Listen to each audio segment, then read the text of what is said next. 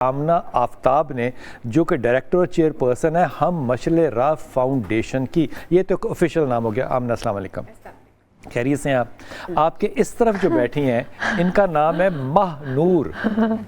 Mehnoor I love you صدقے جاؤں میں تیرے.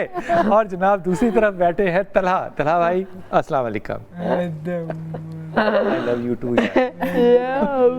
کیسے ہو؟ ٹھیک ہو. آپ ہینڈسم ہوتے جا رہے ہو, کیا بات ہے؟ ابھی آپ نے اگلے سال انشاءاللہ تعالیٰ جب آنا ہے نا تو آپ نے یہ نہیں کہنا کہ میری ماں میری شادی نہیں کرا رہی. ہاں یہ ہے جی آمنہ آفتاب. آمنہ آفتاب آپ نے ہم مشعل راہ جو فاؤنڈیشن ہے اس کا سفر کیوں کر شروع کیا؟ السلام علیکم. سب سے پہلے جیسے آپ نے بتایا کہ ہم مشعل راہ تو بہت بعد کی بات ہے. سب سے پہلے اللہ تعالیٰ نے نا بہت ہی پیارے دو تحفے میری گود میں دیے, طہا اور مہنور. آپ کی کیا عمر تھی اس وقت؟ 22-23 سال کی عمر. اچھا. اور جیسے ہر ماں کے بہت سارے خواب ہوتے ہیں, بہت ساری اس کی تمنائیں ہوتی ہیں کہ جب اس کا بچہ آئے گا تو وہ کیسے اس کو اس کے اسکول میں بھیجے گی, کون سی سپورٹس کروائے گی, کس ایج میں کیا ہوگا. ویسے ہی خواب میں نے بھی دیکھنے شروع کیے تھے. مجھے نہیں پتا تھا کہ اللہ تعالیٰ نے اتنی بڑی آزمائش دے دینی ہے ان دو بچوں کی شکل میں. لیکن الحمدللہ بس یہ بچوں کے ساتھ ایک سفر شروع ہوا. سوسائٹی کا, معاشرے کا, رشتہ داروں کا, فرینڈز کا وہ رنگ دیکھا کہ خدا کی پناہ. ریجیکشن والا بہت زیادہ. اور ہم جس لوگوں میں اٹھتے بیٹھتے ہیں, ہم پڑھی لکھی سوسائٹی ہے, تو مجھے یہ سننے کو ملا کہ خراب بچے پیدا کرنے والی, پتہ نہیں کون سے گناہ کیے ہیں کہ ایسے بچے تمہیں اللہ نے دیے, تم معافی مانگا کرو. اور شادیوں پہ بلانا چھوڑ دیا, بچوں کی سالگرہوں پہ نہیں لوگ بلاتے تھے کہ شاید میں نظر لگا دوں گی. اور بس بہت ہی ایک ڈارک ٹائم تھا. ایکسیپٹنس نہیں تھی, بچوں کی تو نہیں تھی, میری بھی ختم ہو گئی ہوئی تھی سوسائٹی میں. تو وہ جو ہر طرف ایک نیگیٹیوٹی تھی, اور مجھے یہ لگ رہا تھا کہ جیسے جب آپ کی ایکسیپٹنس نہیں ہوتی نا تو پھر ایک نئی جنگ شروع ہوتی ہے سروائیول کے لیے. ان کے والد نے آپ کا ساتھ دیا؟ نہیں, وہ بہت پہلے چھوڑ چکے ہیں. بچوں کو وہ نہیں رہنا چاہتے تھے, اسی لیے میں ان کو دونوں کو لے کے پاکستان آ گئی تھی. آپ امریکہ میں تھیں؟ نہیں, سعودیہ میں. سعودیہ میں جی جی. وہاں سے لے کر آپ بچوں کو یہاں؟ وہاں سے لے کر آ گئی ہوں. مجھے تقریباً اب 10 سال ہو گئے ہیں. باپ نے کبھی پوچھا؟ نہیں جی, بس وہ کیسز ہی لڑتے ہیں ہمارے ساتھ. بس ذرا مشکل کام ہے. جی جی. پھر لیکن بس جی, کچھ اللہ تعالیٰ نے بھی کچھ لوگوں کو شاید عبرت کا نشان بنانا ہوتا ہے, اور کچھ لوگوں کو میں نے یہی راستہ چنا کہ میں اپنے بچوں کے ساتھ رہوں. اس نے وہ چنا کہ وہ اپنے بچوں کو چھوڑ دے, اپنی آسان زندگی گزارے. آگے تو اللہ تعالیٰ بہتر جانتا ہے. اور بس پھر جب آرگنائزیشن کیوں بنائی پھر؟ جب سروائیول کی بات آ گئی میرے بچوں کی, تو سب سے زیادہ ضروری تھا کہ میں خود نکل کے کام کروں. میں ان لوگوں میں سے نہیں تھی کہ میں صرف اسٹیٹ کو دیکھوں کہ جی میرے بچوں کا یہاں پہ پاکستان میں ایڈمیشن نہیں ہو رہا, ایکسیپٹنس نہیں ہے.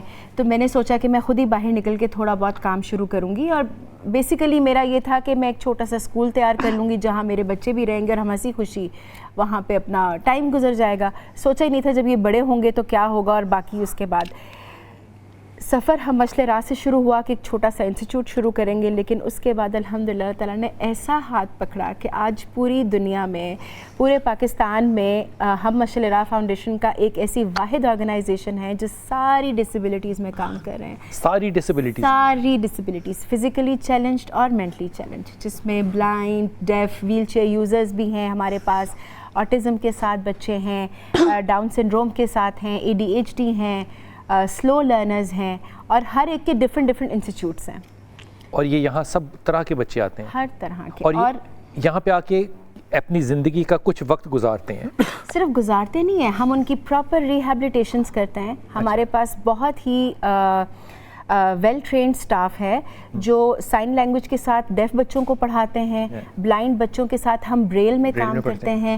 وہ آپ کو پتہ ہے کہ جس سے ہاتھ لگا کے تو پڑھا جاتا ہے. جو ویل چیئر یوزرز ہیں ان کی ڈفرینٹ ایکسیسیبلٹیز ہیں ہمارے پاس. اسی طرح آٹزم کے ساتھ, ڈاؤن سنڈروم, ہم ہر بچے کی انڈیویجولی ان کے IEPs بنتے ہیں. ان کی کیپیبلٹی کے مطابق ان پہ ریہیبلیٹیشن پہ کام کیا. سب سے زیادہ ڈیفیکلٹ کون سا بچہ ہوتا ہے ہینڈل کرنا؟ آٹزم ڈیفیکلٹ آٹزم یہ کہ وہ بچے نا اپنے آپ کے ساتھ بھی اگریسو ہوتے ہیں, ماں باپ کے ساتھ بھی اگریسو ہوتے ہیں, ایکچولی وہ نوچتے ہیں ماؤں کو, جو بہت زیادہ ہائپر اس میں چلے جاتے ہیں, ان کے ساتھ ذرا ڈیفیکلٹ ہوتا ہے. ابھی آپ نے ایک نئی چیز شروع کی اور آپ نے کہا کہ جب ہم نہیں ہوں گے تو ان بچوں کا کیا ہوگا, یہ تصور کیسے آیا؟ ابھی لاسٹ گرمیوں کی بات ہے کہ مجھے تھوڑا سا کام تھا, میں نے اپنے بچوں کو نا جلدی بھیجا گھر ڈرائیور کے ساتھ کہ یہ تھوڑا آرام کر لیں, اور جب میری بیٹی آئی تو بیٹی نے میڈ کو کہا کہ مجھے سونا ہے. اس نے دوپہر کو اے سی آن کیا اور دروازہ بند کر دیا. اب میری بیٹی ویل چیئر پہ, یہ شاید کہیں بلاتی رہی, اس کو آواز دیتی رہی اور وہ نہیں, اس نے سنا, دروازہ کیونکہ بند تھا. اس کے بعد گھسیٹ کے یہ واش روم گئی. جب میں واپس آئی, خود ہی گئی گھسیٹتی ہوئی, اچھا کرال کر کے, تو جب میں واپس آئی تو اس کے گھٹنے چھلے ہوئے تھے اور پاؤں چھلے ہوئے تھے, انگلیاں. 2-3 دن لگ گئے اس کو ٹھیک ہونے میں, لیکن وہ اس قدر میرے لیے ایک گلٹ بھی تھا اور ایک خوفناک سوال تھا میرے لیے. ابھی تو میں زندہ ہوں اور میڈ ابھی دوسرے کمرے میں جس نے آواز نہیں سنی, کل کو میں نہیں ہوں گی یا کوئی اور نہیں ہوگا, آواز کون سنے گا؟ ہمارے بچے جو ویل چیئر پہ ہیں, جو بلائنڈ بچیاں ہیں. سر ابھی کچھ عرصہ پہلے کا واقعہ ہے کہ ایک بچہ تھا 7-8 سال کا, اس کی مدر کی ڈیتھ ہو گئی. وہ بالکل بیڈ ریڈن تھا اور آٹسٹک بھی تھا, بیڈ ریڈن تھا, ہل نہیں سکتا تھا. باپ مزدور تھا, 1-2 دن تو وہ گھر میں رہا, لیکن جب وہ مزدوری کے لیے گیا, جب واپس آیا, اس نے کھانے کی ایک پلیٹ اس کے پاس, بچے کے پاس رکھ دی کہ وہ کچھ منہ میں اٹھا کے کچھ بھی ڈال لے گا تاکہ وہ کھانا کھا سکے. جب واپس آیا تو چوہوں نے اس کے کان بھی کتر دیے تھے بچے کے. ہی ڈائیڈ, چوہوں نے کھا لیا تھا. کہاں جائیں گے؟ ماؤں کے علاوہ کوئی نہیں سنبھال سکتا, بہن بھائی بھی نہیں سنبھال سکتے.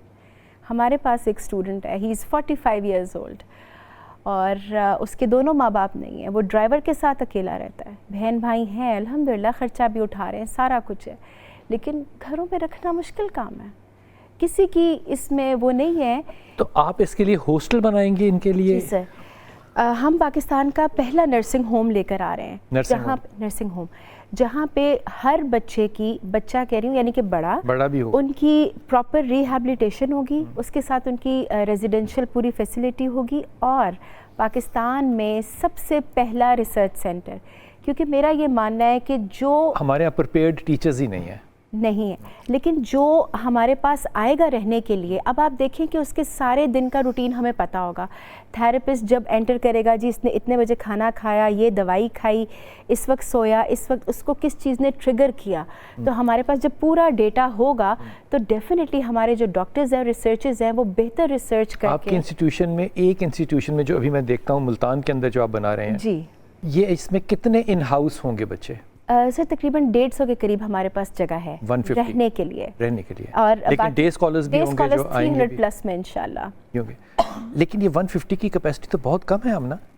سر ابھی تو شروع کر رہے ہیں. ہمارے ایسے کہ ہمارے ڈفرینٹ فلورز ہیں, جیسے میلز کے لیے ایک فلور ہے, پھر فیمیلز کے لیے ایک فلور ہے, پھر جو اسپائنل کیئر کے ساتھ لوگ ہیں جو اٹھ بیٹھ نہیں سکتے, بالکل بیڈ ریڈن ہیں, ان کے لیے بالکل الگ فلورز ہیں.